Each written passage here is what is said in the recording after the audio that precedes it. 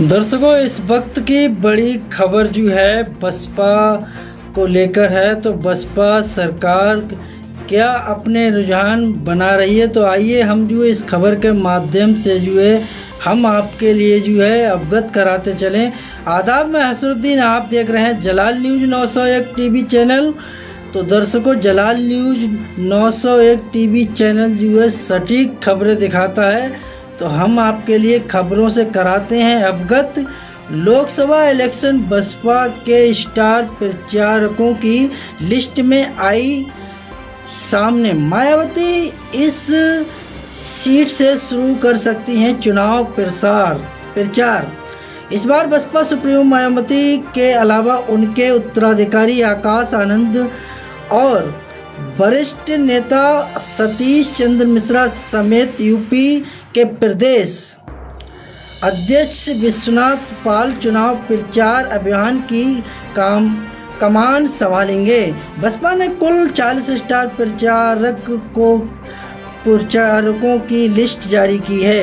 लोकसभा चुनाव 2024 को देखते हुए बसपा बहुजन समाज पार्टी ने भी अपनी कमर कस ली है। इस बार बसपा सुप्रीमो मायावती के अलावा उनके उत्तराधिकारी आकाश आनंद और वरिष्ठ नेता सतीश चंद्र मिश्रा समेत यूपी के प्रदेश अध्यक्ष विश्वनाथ पाल चुनाव प्रचार अभियान की कमान संभालेंगे। इस बाबत बसपा ने कुल 40 स्टार प्रचारकों की सूची जारी की है। बसपा प्रमुख मायावती यूपी के अलावा कई अन्य प्रदेशों में भी ताबड़तोड़ रैलियां करेंगी।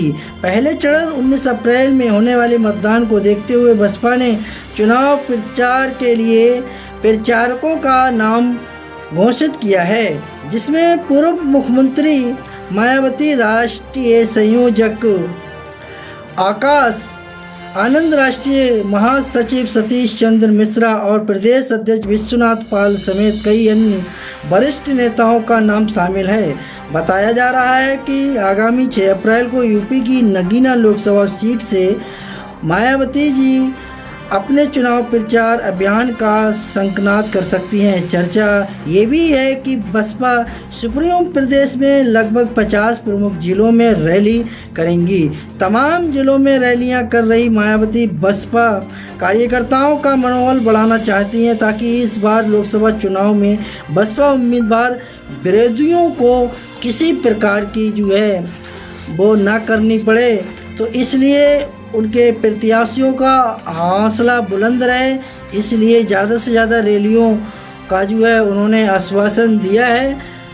तो शिकस्त दे सकते हैं। वरिष्ठ पत्रकार हेमंत तिवारी बताते हैं कि मायावती के नगीना से चुनाव प्रचार शुरू करके पीछे का कारण ये भी है क्या रहा है, तो कि उनके राजनीतिक सफ़र की शुरुआत वहीं से शुरू हुई थी। वह अपना पहला इलेक्शन माफ़ी चाहेंगे, सपना नहीं है अपना है, अपना पहला इलेक्शन भी वहीं से लड़ी थी। हालांकि उसमें उन्हें हार का सामना करना पड़ा था, लेकिन इसके बाद बसपा यहाँ मजबूत होती चली गई। बिजनौर जिले में भी आने वाले नगीना लोकसभा सीट मायावती का गढ़ रहा है। ये आरक्षित सीट है। यहाँ से चुनाव प्रचार की शुरुआत कर मायावती अपने समर्थकों को संदेश देना चाहती हैं। नगीना लोकसभा सीट से सुरेंद्र मैनवाल बसपा प्रत्याशी घोषित किए गए हैं और गौरतलब है कि बसपा ने लोकसभा चुनाव के पहले और दूसरे चरण के लिए 40 स्टार प्रचारकों की सूची जारी की है। स्टार प्रचारकों में मायावती के बाद पार्टी के नेशनल कोऑर्डिनेटर आकाश आनंद से दूसरे और सतीश चंद्र मिश्रा को तीसरे स्थान पर जगह मिली है। बसपा के स्टार प्रचारक में 3 मुस्लिम चेहरों के नाम हैं। मुनकाद अली, शमसुद्दीन राइन और जफर मलिक को भी जगह मिली है। पश्चिमी यूपी की इन 5 सीटों पर बीजेपी की रणनीति पर बसपा ने फेर दिया है पानी। बीएसपी की इंडिया गुट में न शामिल होने के चलते जो है बेस्ट यूपी में बीजेपी को उम्मीद थी कि यहाँ त्रिकोणीय मुकाबला होगा। उत्तर प्रदेश में अब त्रिकोणीय मुकाबला तो हो रहा है, पर बीएसपी के उम्मीदवारों से बीजेपी को फायदा के बजाय नुकसान होता दिख रहा है। अभी कुछ दिन पहले तक राजनीति गलियारों में लोकसभा चुनावों को लेकर बीएसपी सुप्रीमो मायावती की शांति को बीजेपी के फेवर में माना जा रहा था। तो किस लिए माना जा रहा था, ये हम अवगत कराते हैं अपने चैनल के माध्यम से। दो दर्शकों, समाजवादी पार्टी और कांग्रेस के समर्थक ये भी कहते हुए नहीं थक रहे हैं कि मायावती अब खुलकर बीजेपी की बी टीम के रूप में काम कर रही हैं। लोकसभा चुनाव को लेकर बीएसपी में कोई हलचल न देखकर आम लोगों को भी ये भरोसा हो रहा था कि हो सकता है कि बीएसपी जानबूझकर लोकसभा चुनाव में इस तरह का व्यवहार कर रही है। तो इसके बाद बहुत दिनों तक ये बात चली कि कांग्रेस और बीएसपी में नेता संपर्क में हैं। कुछ दिनों तक ये बात हुई कि इंडिया गठबंधन मायावती को पीएम कैंडिडेट घोषित कर सकता है, पर ऐसा कुछ नहीं हुआ। अब जब काफ़ी हद तक सीटों पर उम्मीदवारों की घोषणा हो चुकी है, तो सामने कुछ ऐसा मिलकर आ रहा है कि बीजेपी के लिए परेशान करने वाला है। कम से कम वेस्ट यूपी इन 5 सीटों पर बीएसपी ने जो कैंडिडेट खड़े किए हैं वो बीजेपी के माथे पर चिंता बढ़ाने के लिए तो निश्चित रूप से काफ़ी है।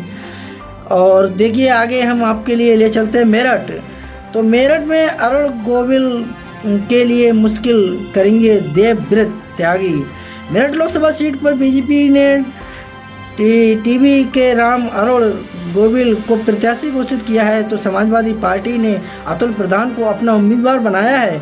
मेरठ में करीब 37% वोटर मुस्लिम हैं। इस तरह हार जीत में सबसे निर्णायक भूमिका मुस्लिम वोटर्स की है। उम्मीद की जा रही है कि समाजवादी पार्टी और बहुजन समाजवादी पार्टी दोनों यहां से मुस्लिम कैंडिडेट खड़ा करेंगे, पर हुआ इसका उल्टा।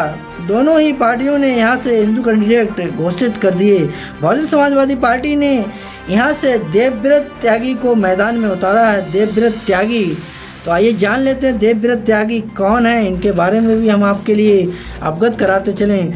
सरबरस हिंदू हैं। जाहिर है कि अगर वो कैंडिडेट नहीं होते, मेरठ की करीब 41,000 त्यागियों का वोट बीजेपी को जाता, पर बीएसपी कैंडिडेट अगर 10,000 वोट भी अपने समुदाय का हासिल कर लेता है तो बीजेपी का बड़ा नुकसान हो जाएगा। सबसे पहले मेरठ से सपा और बसपा मुस्लिम कैंडिडेट उतारते रहे हैं। यहाँ से कई मुस्लिम सांसद चुने गए हैं। 2019 में बसपा के याकूब कुरैशी मात्र 4,000 के करीब वोटों से बीजेपी के राजेंद्र अग्रवाल से हार गए थे। जाहिर है कि बीजेपी यहाँ से बीजेपी का काम बिगाड़ रही है। तो आगे ये देखने वाली बात है अपने आप में। तो और भी हम इन खबरों से जो आप लोगों के लिए दर्शकों अवगत कराना चाहेंगे। बिजनौर में बीएसपी का जाट प्रत्याशी बिगाड़ेगा एनडीए का खेल। बिजनौर लोकसभा चुनावी इतिहास दलित नेताओं के साथ जुड़ा हुआ है। तो दर्शकों क्या जुड़ा हुआ है, यहाँ से पूर्व लोकसभा अध्यक्ष मीरा कुमार और उत्तर प्रदेश की पूर्व मुख्यमंत्री मायावती की एक बार यहां से सांसद रह चुकी हैं, पर राम मंदिर आंदोलन के बाद से यानी 1991 से अब तक की भारतीय जनता पार्टी 4 बार इस सीट पर अपना कब्जा जमा चुकी है। हालांकि समाजवादी पार्टी 2000 रालोद एक बार यह सीट जीत चुकी। अभी वर्तमान में इस सीट पर बसपा का कब्जा है। मलूक नगर यहाँ से सांसद हैं। बिजनौर सीट बीजेपी ने अपने सहयोगी दल आरएलडी को दिया है। एनडीए के उम्मीदवार के तौर पर यहाँ से आरएलडी प्रत्याशी चंदन चौहान अपनी किस्मत आजमा रहे हैं, जबकि समाजवादी पार्टी ने दीपक सैनी को अपना उम्मीदवार बनाया है। तो बसपा ने यहाँ से भी खेला कर दिया है। चूँकि एनडीए ने गुर्जर प्रत्याशी खड़ा किया है, तो जाहिर है बसपा के जाट प्रत्याशी को स्थानीय जाटों का समर्थन मिल सकता है। बिजनौर सीट बीजेपी ने अपने सहयोगी दल और एलडीए को दिया है। एनडीए ने के उम्मीदवार के तौर पर यहाँ से आरएलडी प्रत्याशी चंदन चौहान अपनी किस्मत आजमा रहे हैं। तो हम आपके लिए अवगत कराते हैं क्या किस्मत आजमा रहे हैं। बसपा ने यहाँ से भी खेला कर दिया है। पार्टी ने यहाँ से जाट प्रत्याशी, गुर्जर प्रत्याशी खड़ा किया है। जाहिर है बसपा की के जाट प्रत्याशी को स्थानीय जाटों का समर्थन मिल सकता है। ये सही है कि जाटों का वोट आरएलडी को जाता है, पर यूपी राजनीति की ये टेंडेंसी है कि अगर अपनी जाति का कोई कैंडिडेट किसी और पार्टी से है तो जाति के लोग उधर ही जाते हैं। तो ऐसा हर कोई समझता और जानता है भली भांत। तो बिजनौर के करीब 4.5 लाख से 5 लाख मुस्लिम वोटर हैं, करीब इसी के आसपास दलित वोटर भी हैं, 1.5 लाख से 2.25 लाख करीब जाट वोट हैं, गुर्जर वोट सबसे कम करीब 50 से 75 हज़ार के बीच ही हैं। यही कारण है कि यहाँ मुस्लिम और दलित निर्णायक वोटर होते हैं। अगर बीएसपी ने किसी मुस्लिम दलित का पिछड़ी जाति को टिकट दिया होता तो बीजेपी का फ़ायदा होता, जैसा कि बीजेपी मानकर चल रही थी। तो जो मानकर चल रही थी वैसा हुआ नहीं। अब बात करते हैं मुजफ्फरनगर की। मुजफ्फरनगर में जाट मुस्लिम बाहुबल सीट पर कोई मुस्लिम प्रत्याशी नहीं है। मुजफ्फरनगर से बीजेपी अपने जाट चेहरे संजीव बालियान को तीसरी बार मैदान में उतारा है। तो उनका मुकाबला समाजवादी पार्टी के कद्दावर जाट नेता चौधरी हरिंदर सिंह से है। तो किस प्रकार मुकाबला है, तो आइए हम ये भी आपके लिए चैनल के माध्यम से अवगत कराते चलें। 2013 में हुए मुजफ्फरनगर दंगे के बाद से यह सीट बीजेपी की हो चुकी है। 2014 के लोकसभा चुनाव में बीजेपी प्रत्याशी संजीव बालियान ने एक तरफा जीत दर्ज की थी। उस चुनाव में भारतीय जनता पार्टी ने बीएसपी प्रत्याशी कादिर राणा को करीब 2.5 लाख वोटों से हराया था। यही हाल 2019 में रहा, जब यहाँ सपा बसपा और आरएलडी के संयुक्त उम्मीदवार कद्दावर जाट नेता अजीत सिंह का भी यहाँ से चुनाव हारना पड़ा। बीजेपी के डॉक्टर संजीव बालियान ने एक बार फिर यहाँ से जीत का परचम फहराया, पर यह जीत बहुत छोटी सी थी, क्योंकि मात्र 65-26 वोटों से ही वो चुनाव जीत सके थे।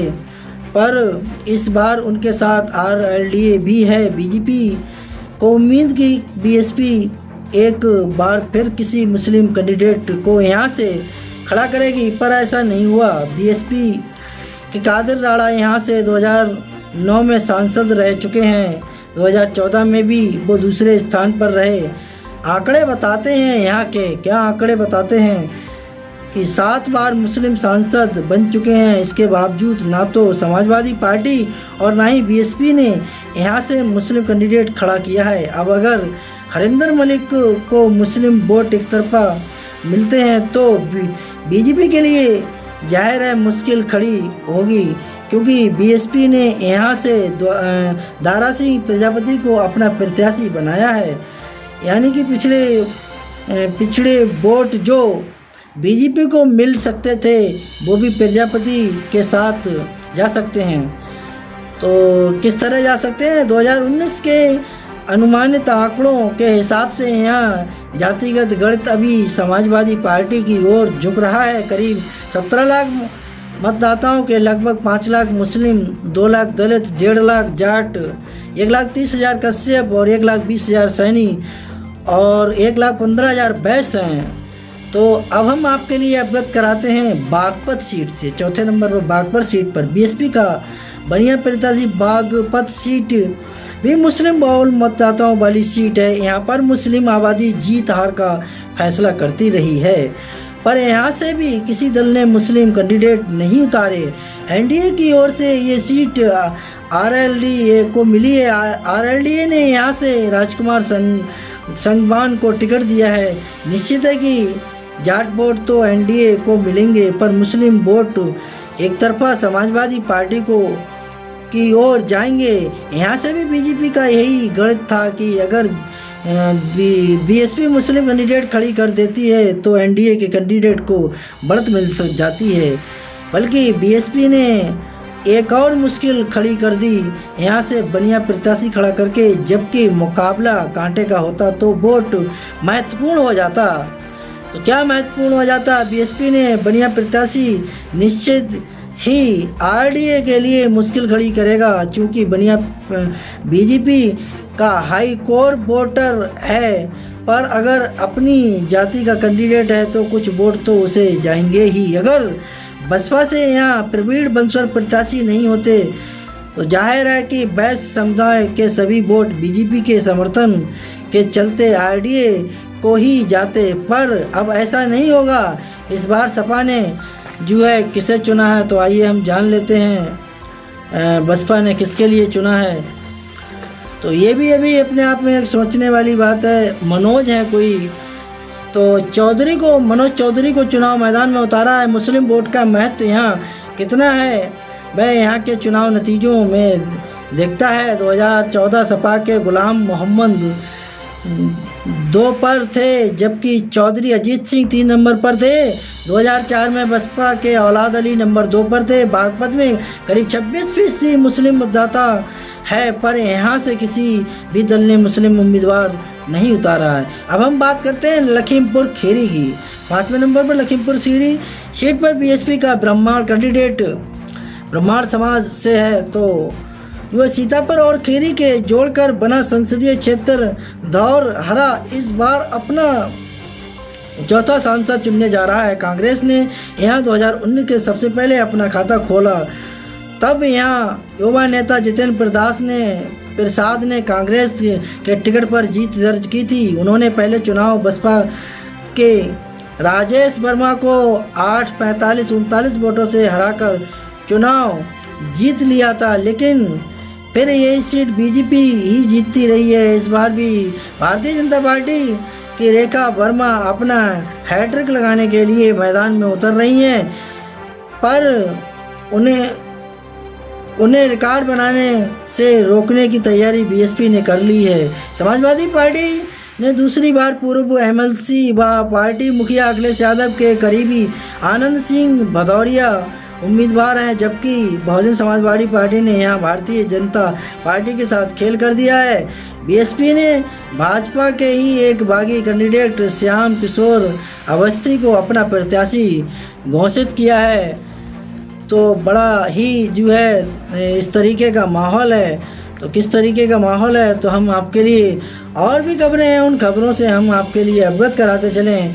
बनाया है, जबकि बीजेपी को उम्मीद थी कि बीएसपी इस बार भी यहाँ से कोई मुस्लिम कैंडिडेट खड़ी करेगी, क्योंकि 2019 में इस सीट पर भारतीय जनता पार्टी की रेखा वर्मा के समाजवादी पार्टी ने दूसरा बार पूर्व एमएलसी ने पार्टी मुखिया अखिलेश यादव के करीबी आनंद सिंह भदौरिया उम्मीदवार हैं, जबकि बहुजन समाजवादी पार्टी ने यहाँ भारतीय जनता पार्टी के साथ खेल कर दिया है। बीएसपी ने भाजपा के ही एक बागी कैंडिडेट श्याम किशोर अवस्थी को अपना प्रत्याशी बनाया है, जबकि बीजेपी को उम्मीद थी कि बीएसपी इस बार भी यहाँ से कोई मुस्लिम कैंडिडेट खड़ी करेगी, क्योंकि 2019 में इस सीट पर भारतीय जनता पार्टी की रेखा वर्मा के करीब